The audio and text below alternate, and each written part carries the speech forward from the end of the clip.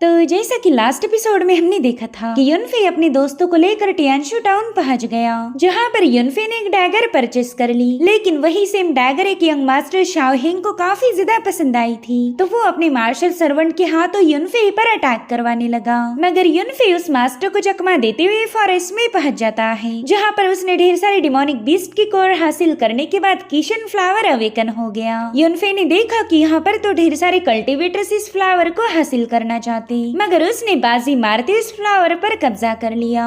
अब आगे तो इस एपिसोड की शुरुआत उसी सीन से होती जहाँ पर युनफे किशन फ्लावर लेकर लेक से काफी दूर पहुंच चुका था। वो कह रहा था चलो फाइनली जिस फ्लावर की तलाश में मैं यहाँ पर आया था वो तो मुझे मिल चुका, अब वापस जाने का वक्त हो चुका है। मगर उतने में युनफे पर अटैक होना शुरू हो गए, तो वो भी बड़ी तेज रफ्तार के साथ अपने ओपोनेंट्स का मुकाबला करने लगा। हालांकि वो लोग ज्यादा थे, जिसके चलते युनफे उनके सामने थोड़ा सा फीका पड़ गया और उतने में उस पर एक बहुत बड़ी कोल्ड्रन से अटैक हो जाता है, जिसे जैसे तैसे करते हुए युनफे नीचे आ गया। और अब देखते ही देखते उसके सारे ओपोनेंट्स ने उसे चारों ओर से घेर लिया। यहाँ पर युनफे उनसे कह रहा था कि वाह तुमने तो मेरे लिए काफी अच्छा ट्रैप बिछाया, तो चलो अब ये भी बता दो कि तुम किसके कहने पर मुझ पर अटैक करने आए। वेल ये लोग इनफेंग असासिन क्लैन से बिलोंग करते थे, जिनमें कोई गैम्बलर था, कोई लस्टफुल था, तो कोई हेवी स्मोकर था। वेल इन 6 लोगों को 6 डीमंस के नाम से भी जाना जाता था। और इन्हें किन फैमिली के मास्टर ने युनफे को खत्म करने का कॉन्ट्रैक्ट दिया है। और अब उन सब ने मिलकर अपने पावर्स को कंबाइन करते हुए वहाँ पर एक फॉर्मेशन सेटअप कर दिया, जिसमें युनफे पूरी तरह से ट्रैप हो चुका था। वहीं पर युनफे दिल ही दिल में सोचने लगा कि ये सभी लोग इनफेंग असासिन क्लैन से बिलोंग करते हैं, जरूर से मुझे खत्म करने की इन्हें किसी ने भारी कीमत चुकाई होगी। तो युनफे उनसे पूछने लगा कि बताए आप लोगों को किसने हायर किया था। जो सुनते साथ ही उस ग्रुप की एक बंदी युनफे के साथ फ्लर्ट करते हुए कहने लगी कि हमें किसने हायर किया ये तो हम तुम्हें नहीं बता सकते, मगर हाँ एक बात याद रखो, हम अपने मिशन को कभी अधूरा नहीं छोड़ते। तुम काफी ज्यादा हैंडसम हो, लेकिन अफसोस कि आज तुम्हें मरना पड़ेगा। और उतने में एक बंदा खांसते हुए कहने लगा कि जल्दी से इसे मार दो, वरना इससे पहले मेरा ही काम तमाम हो जाएगा। मैं तो पहले ही इतना बीमार हूँ कि इस मिशन पर आना भी नहीं चाहता था, मगर यूँ समझ लो कि ये मेरा आखिरी मिशन है और मैं इसमें फेल बिल्कुल भी नहीं होना चाहता। जिस पर युनफे कह रहा था कि तुम लोग भी ये बात अच्छे से जानते हो कि मुझे कोई भी मार नहीं सकता, बस थोड़ी देर रुक जाओ और फिर तुम सभी लोग मेरा ही शिकार बनोगे और तुम में से सबसे पहले मरेगा वो हेवी स्मोकर। इस बात पर तो मैं तुमसे बेट लगा सकता हूँ। और उतने में ही ब्लैक क्रोकोडाइल वहाँ पर पहुँच गई। वो युनफे के पास मौजूद किशन फ्लावर को हासिल करने यहाँ आई थी। यहाँ पर एक क्रोकोडाइल काफी ज्यादा गुस्से में थी, तो उसकी आवाज को दूर मौजूद किंग लियान ने भी सुन लिया। वो तुरंत ही समझ जाती है कि युनफे इसी इलाके में मौजूद होगा। इधर उस क्रोकोडाइल ने हेवी स्मोकर को सबसे पहला अपने पाँव के नीचे क्रश कर दिया। साथ ही साथ उसने एक ही झटके में युनफे के आसपास मौजूद शील्ड को भी ब्रेक कर दिया था, ताकि वो अपने किशन फ्लावर्स को हासिल कर पाए। यहाँ पर युनफे खुश था कि इस क्रोकोडाइल ने एकदम सही टाइम पर एंट्री मारी और अब वो हवा में छलांग लगाते हुए 6 डीमन में से एक और बंदे को खत्म कर चुका। साथ ही उस क्रोकोडाइल के वहाँ पर आने की वजह से युनफे को यहाँ से भागने का मौका मिल गया। इधर इस जिंदा बचे 4 असासिन्स युनफे पर तो काफी ज्यादा भड़क गए थे। उसी की वजह से उनके 2 साथी मर चुके थे, तो इसीलिए वो युनफे से बदला लेने के लिए उसका पीछा करने लगे। इधर युनफे उस मगरमच्छ के मुंह में जाने से बाल बाल बच गया था, मगर उस डिमोनिक बीस्ट ने युनफे को एक पेड़ पर पटक दिया था और तब तक ये चारों असासिन्स भी वहाँ पर पहुँच गए। तो यहाँ पर युनफे फटाफट से उनके अटैक को डॉज करते हुए नीचे आ गया। उनमें से एक बंदा तो अपने मीटेराइट हैमर का यूज करते हुए युनफे पर लगातार हमले किए जा रहा था, तो युनफे भागते हुए सीधे क्रोकोडाइल के पास पहुँच गया। उसने तो बड़ी चालाकी के साथ उस हैमर का फटका क्रोकोडाइल के मुंह पर लगवा दिया था, जो देखकर तो असासिन उस पर और भी ज्यादा भड़क गए। यहाँ पर उसमें से एक बंदी ने अपने विंग्स को समन कर लिया। वेल उसके इस फॉर्म को लस्टफुल एंजल कहा जाता है। और अब यहाँ पर उस बंदी ने युनफे को एक जोरदार लात जड़ दी। युनफे समझ गया था कि ये क्रोकोडाइल किशन फ्लावर को हासिल करना चाहती, तो क्यों ना मैं ही इस फ्लावर का सही से इस्तेमाल करूँ। और इतना कहते साथ ही युनफे ने किशन फ्लावर को उस बंदी की तरफ थ्रो कर दिया। वेल उस बंदी को कोई आइडिया नहीं थी कि एक पावरफुल स्पिरिचुअल हर्ब है और ये क्रोकोडाइल उसी के पीछे थी। इधर उस क्रोकोडाइल ने देखा कि उसका किशन फ्लावर तो किसी और के पास पहुंच चुका है, इसलिए वो यूनफे को छोड़कर सीधा उस लड़की पर हमला करने पहुंच गई। मगर वो क्रोकोडाइल उसे निगल पाई इससे पहले उस बंदी के साथ ही नहीं सीधे उस क्रोकोडाइल के मुंह पर अपने मीटेरेट हैमर से अटैक कर दिया। अब यहाँ पर जैसे वो बंदी नीचे पटकी, यूनफे तुरंत ही किशन फ्लावर को लेकर वहाँ से भागने लगा। मगर ये डीमन असासिन्स उसका इतनी आसानी से पीछा नहीं छोड़ने वाले। यहाँ पर यूनफे इन लोगों के साथ फाइट करके अपना वक्त जाया नहीं करना चाहता था, इसलिए वो कुछ भी करके इस टियानशु फॉरेस्ट से बाहर जाना चाहता था। और उतने में ही यंग मास्टर शाओहेंग ने भी यूनफे को वहाँ से भागते हुए देख लिया, तो तुरंत ही अपने सर्वेंट को उस पर अटैक करने का हुक्म देता है। यानी कि अब यूनफे के पीछे टोटल 6 लोग पड़े हुए थे, जिसमें मास्टर लिन सबसे ज्यादा पावरफुल था। यहाँ पर उस मास्टर ने यूनफे पर अपना पंच हिट करके उसे बुरी तरह से घायल कर दिया था। वो कहता है कि ये बंदा बस बॉडी रिफाइनिंग की छठी लेवल का कल्टीवेटर है,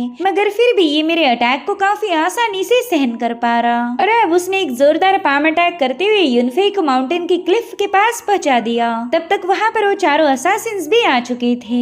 उन्होंने यहाँ पर evil spirit soul hook formation को एक्टिवेट कर दिया था, जो कि यूनफे की सोल को डिस्ट्रॉय करने की ताकत रखता था। लेकिन इससे पहले कि वो फॉर्मेशन उस पर अटैक कर पाई, यूनफे ने सीधे उस माउंटेन के नीचे छलांग लगा दी। और उतने में ही किंग लियान भी वहाँ पर पहुंच चुकी थी। उसने देखा कि यूनफे घायल हालत में माउंटेन से नीचे जा चुका, तो उसने भी सीधे उस क्लिफ से छलांग लगा दी। उसने बड़ी तेजी के साथ जाकर यूनफे को अपनी बाहों में होल्ड कर लिया। यूनफे उसे वहाँ देखकर काफी ज्यादा सरप्राइज्ड और साथ ही साथ खुश भी था। वहीं दूसरी तरफ मास्टर लिन को लग रहा था कि यूनफे ऑलरेडी घायल है, तो जरूर से क्लिफ से नीचे पटक कर मारा जाएगा। इधर वो असासिन मास्टर लिन से पूछने लगे कि बताओ तुम्हें किसने हायर किया, भला तुम यूनफे को मारना क्यों चाहते थे? तो शाओहेंग अपनी लड़कियों वाले अंदाज में उन्हें बताने लगा कि उस यूनफे ने मेरा अपमान किया था और मैं अपने हेटर्स को जिंदा नहीं छोड़ती, ओ सॉरी नहीं छोड़ता। और उतने में उन चारों असासिन में से एक लड़की सीधे शाओहेंग के पास पहुंच गई। वो कहने लगी कि ये यंग मास्टर तो काफी ज्यादा हैंडसम है, मुझे ऐसे ही खूबसूरत पार्टनर की तलाश थी। जो सुनते साथ ही शाओहेंग काफी ज्यादा शर्माने लगा, मगर तभी उस लड़की के साथ ही उसे बताने लगे कि तुम्हारा दिमाग तो खराब नहीं हुआ, ये लड़का कम और लड़कियों वाली हरकतें ज्यादा कर रहा। अगर तुमने इसे अपना पार्टनर बनाया तो फिर तुम्हें जिंदगी भर पछताना पड़ेगा। जो सुनते साथ ही यंग मास्टर शाओहेंग उन पर काफी ज्यादा भड़क गया। वो कह रहा था पता नहीं लोग मेरी मर्दानगी पर बार बार सवाल क्यों उठाते हैं। तब तक वो असासिन्स वहाँ से भाग चुके थे। जो देख शाओहेंग कहने लगा देखो ये लोग भी भाग गए, जैसा कि वो यूनफे भाग गया था। इस फॉरेस्ट में आने के बाद तो मुझे बस जलीलियत हासिल हुई, अभी तक मेरा किशन फ्लावर मेरे पास नहीं आया। तो मास्टर लिन कहने लगा कि आप बिल्कुल फिक्र ना करें, अगर यूनफे मेरे हमलों से जिंदा बच भी गया होगा तो भी वो फिलहाल काफी ज्यादा कमजोर है। इसी मौके का फायदा उठाकर मैं वो किशन फ्लावर उससे छीन लूंगा। और अब सीन शिफ्ट होकर हम यूनफे को देख पाते, जो कि काफी देर से बेहोश था। जब तक उसे होश आया तब तक रात हो चुकी थी। साथ ही उसने देखा कि किंग लियान वहीं पर मौजूद है। वो भी उसे महफूज देखकर काफी ज्यादा खुश हो गई। लेकिन मास्टर लिन के हमले की वजह से यूनफे बुरी तरह से घायल हो चुका था।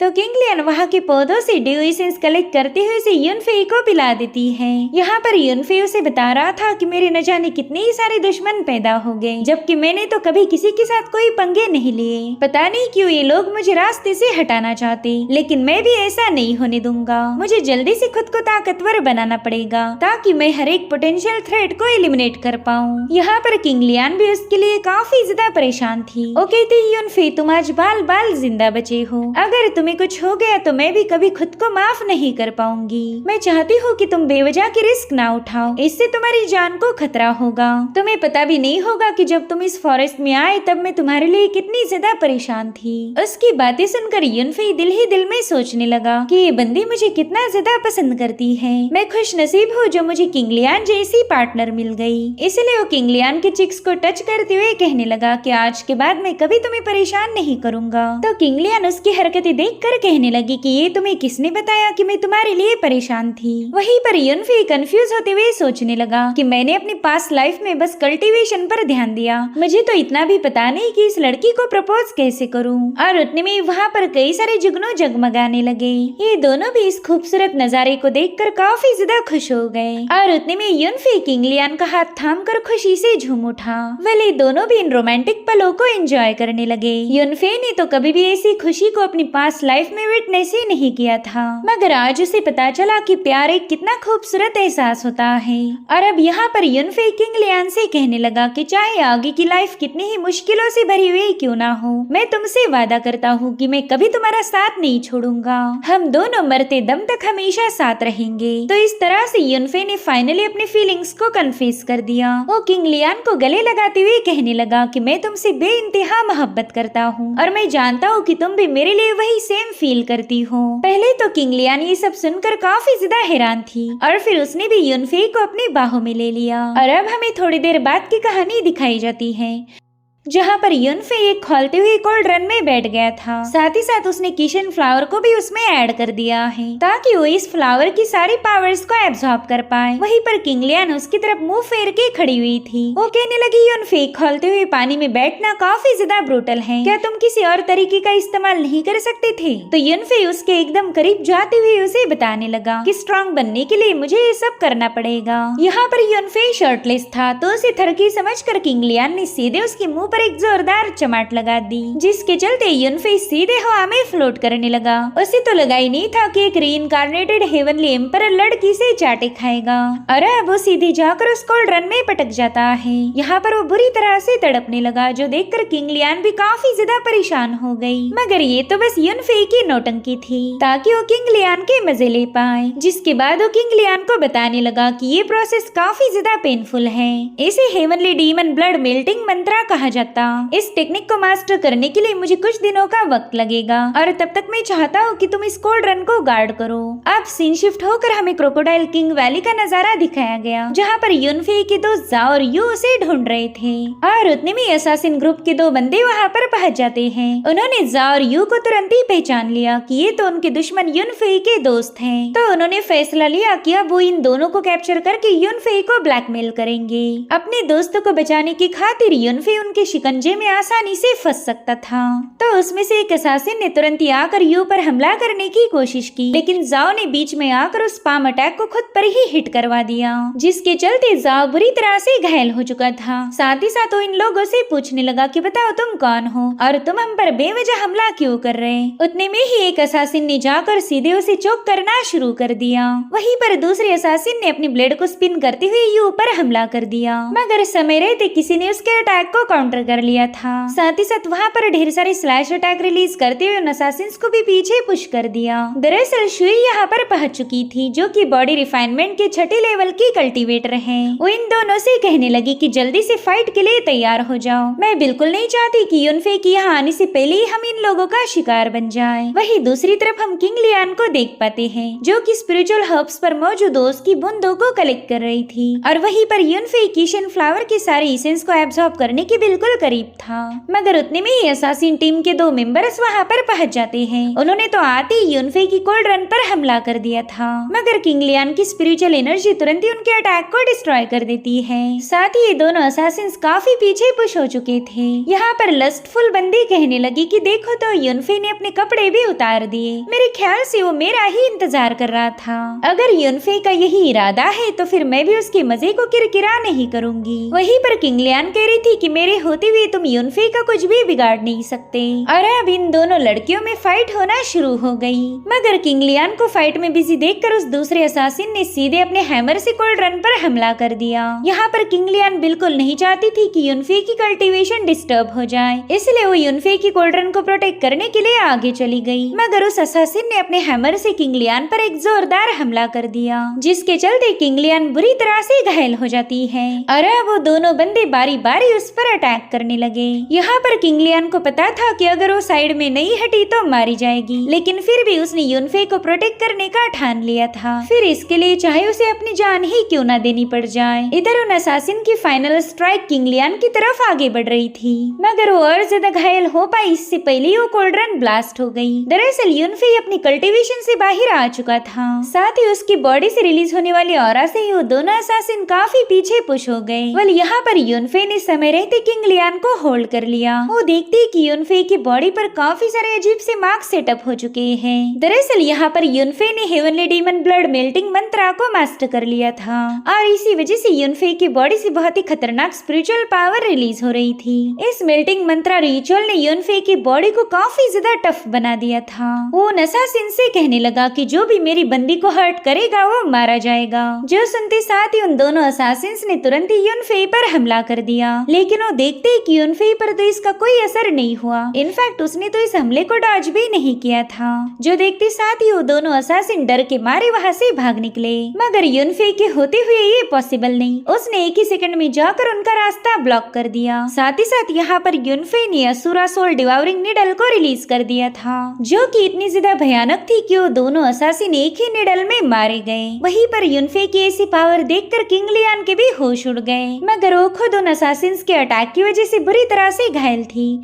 तो यूनफे तुरंत ही उसे संभालने लगा। यहाँ पर यूनफे सोच रहा था कि मुझ पर 6 असासिन्स ने अटैक किया था, जिनमें से 4 को तो मैंने निपटा दिया, लेकिन बाकी के 2 असासिन्स कहाँ पर होंगे। और फिर यूनफे को जाओ रियो की याद आ गई और समझ गया कि अब उसके दोस्तों की जान खतरे में है। और अब सीन शिफ्ट होकर हम यूनफे के दोस्तों को देख पाते हैं, जो कि इन असासिन्स के हमलों की वजह से बुरी तरह से घायल हो गए। वो असासिन्स उनसे कह रहे थे कि हमारे होते हुए तुम यहाँ से भाग नहीं सकते, तो तुम्हारी भलाई इसी में है कि तुम चुपचाप से हमारे सामने सरेंडर कर दो। और अब उनमें से एक असासिन सीधे शुई पर हमला करने के लिए आगे बढ़ता है, मगर उतने में ही उसके मुंह पर एक जोरदार लात पड़ गई। दरअसल यूनफे वहाँ पर पहुंच चुका था। अब उसे देखते साथ ही उसमें से एक असासिन ने तुरंत ही अपनी हेवी ब्लेड से यूनफे पर अटैक कर दिया, मगर उसकी ब्लेड भी यूनफे के सीने को पियर्स नहीं कर पाती। उल्टा यूनफे की एनर्जी ने उस बंदे को काफी पीछे ढकेल दिया। वेल यूनफे की पावर्स देखकर तो दोनों असासिन हैरान हो गए। उन्हें ये समझ नहीं आ रहा था कि ये बंदा इतनी जल्दी इतना स्ट्रॉन्ग कैसे बन गया। वो उससे पूछने लगे कि बताओ हमारे दूसरे साथी कहाँ पर हैं? जिस पर यूनफे कह रहा था कि वो तो मर चुके, और अब अगर तुम अपने साथियों से मिलना नहीं चाहते तो जल्दी से यहाँ से दफा हो जाओ। जो सुनते साथ ही असासिन्स वहाँ से भाग निकले। अब यहाँ पर यूनफे को शुई की काफी ज्यादा फिक्र होने लगी, तो शुई उसे बताने लगी कि उसकी इंजुरीज बिल्कुल भी ग्रेव नहीं, बस कुछ ही दिनों में वो पूरी तरह से हील हो जाएगी। यहाँ पर यूनफे भी उसके इतने सारे एफर्ट्स के लिए उसका शुक्रिया अदा कर रहा था।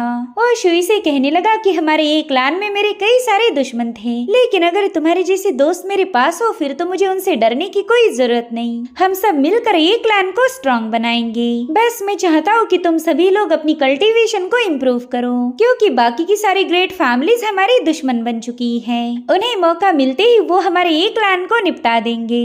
तो अब हमें काफी केयरफुली अपनी पावर्स को इंक्रीज करना होगा। जल्दी इस साल का स्पिरिचुअल माइंड टूर्नामेंट होने वाला है, तो ग्रेट फैमिलीज इसी मौके का फायदा उठाकर हमारे क्लैन को डिस्ट्रॉय करने की कोशिश करेगी। तो हमारे ये क्लैन को प्रोटेक्ट करने के लिए हमें मिलजुल कर काम करना होगा। इस कॉन्टेस्ट का विनर हमारा एक क्लैन ही होना चाहिए। उसकी बातें सुनकर शुई भी काफी ज्यादा मोटिवेट हो गई। उसे यूनफे के अंदर एक क्लैन का फ्यूचर लीडर नजर आ रहा था, जिसके बाद ये सभी लोग एक क्लैन की तरफ रवाना हो गए। अब उनके वहाँ से थोड़ी दूरी पर जाने के बाद हम मास्टर लिन और यंग मास्टर शाओ हेंग को देख पाते हैं। मास्टर लिन तो समझ गया था कि यूनफे ने किशन फ्लावर को ऑलरेडी रिफाइन कर लिया। उसने इतनी सारी कोशिशें की, लेकिन यूनफे के सामने वो सारी नाकाम रह गई। इसीलिए वो इम्प्रेस होते हुए कह रहा था कि ये बंदा तो मुझे काफी ज्यादा अमेजिंग लगा। कुछ दिनों पहले ही मैंने इसे अपने पाम अटैक से बुरी तरह से घायल कर दिया था। मुझे तो लगा था कि इसकी मेरिडियंस ब्रेक हो जाएगी, मगर इस बंदे ने तो सबसे ब्रूटल और फियर्स बॉडी टेम्परिंग टेक्निक को मास्टर कर लिया। मुझे तो लगा ही नहीं था कि कोई cultivator heavenly demon blood melting मंत्रा को यूज करेगा, मगर मैं भी कुछ कम नहीं, मैं अर्थ रेल्म की पिक लेवल का कल्टीवेटर हूँ। चाहे ये बंदा खुद को कितना ही पावरफुल क्यों ना बना ले, ये जरूर से मेरे ही हाथों मारा जाएगा। जो सुनते साथ ही शाओ हेंग अपनी जुल्फे उड़ाते हुए कहने लगा कि तुम्हारा यही एटीट्यूड तो मुझे सबसे ज्यादा अच्छा लगता। खैर उन असासिन्स की बातों से ही हमें पता चला था कि यूनफे युआन सिटी से बिलोंग करता है और ये बंदा जल्दी ये क्लैन की लीडर की पोजीशन को इनहेरिट करेगा। लेकिन मेरे साथ पंगे लेकर उसने बहुत बड़ी गलती कर दी। मैं जल्दी युआन सिटी से ये क्लैन का नामो निशान मिटा दूंगा और मैं चाहता हूँ कि इसमें तुम मेरी मदद करो। जो सुनते साथ ही मास्टर लिन ने तुरंत इस मिशन को एक्सेप्ट कर लिया। वो कह रहा था कि यंग मास्टर आप बिल्कुल फिक्र मत कीजिए, आपके जलीलियत का बदला जरूर से लिया जाएगा। और अब सीन शिफ्ट होकर हम यूनफे और उसके दोस्तों को देख पाते हैं, जो कि एक लंबा सफर तय करके युआन सिटी के अपने ये मैंशन के सामने पहुंच चुके थे। इतने दिनों के बाद अपने घर वापस आकर ये सभी लोग काफी ज्यादा खुश थे। यू अपने दोस्तों से कहने लगी कि अब तो मैं सीधे जाकर आराम करूंगी, कुछ दिनों तक तो मैं खाने पीने के अलावा और कोई काम नहीं करने वाली। और उतने में उन्हें ये मैंशन के सामने लिनजिंग पवेलियन की मास्टर शाओ चियान नजर आ गई, जो कि बड़ी ही बेसब्र होकर युनफे के वापस आने का इंतजार कर रही थी। और फिर जैसे उसे युनफे नजर आया वो तुरंत ही जाकर उसके हाथ थाम लेती है, जो देखकर किंग लियान को इस बंदी पर दोबारा से गुस्सा आ गया। वेल यहाँ पर युनफे शाओ चियान की ऐसी हालत देखकर काफी ज्यादा कंफ्यूज था। ओके मिस, जहाँ तक मुझे याद है मैंने आपकी पुरानी इंजुरीज को पूरी तरह से हील कर दिया था, तो फिर कुछ ही दिनों में आप इतनी कमजोर कैसे हो गई? कहीं मेरे दिए हुए एलिक्सर ने आप पर बैकलैश तो नहीं किया? यहाँ पर युनफे शाओ चियान को लेकर थोड़ा सा परेशान था, तो शाओ चियान तुरंत ही उसे तसल्ली देते हुए बताने लगी कि तुम्हारे एलिक्सर में कोई दिक्कत नहीं, दरअसल मैं बहुत बड़ी मुसीबत में फंस चुकी हूँ, तो मुझे पता था कि तुम ही मेरी मदद कर पाओगे। अब यहाँ पर शाओ चियान कौन सी मुसीबत लेकर आई है वो हमें अगले एपिसोड में पता चलेगा। Thank you so much for watching, bye bye, take care.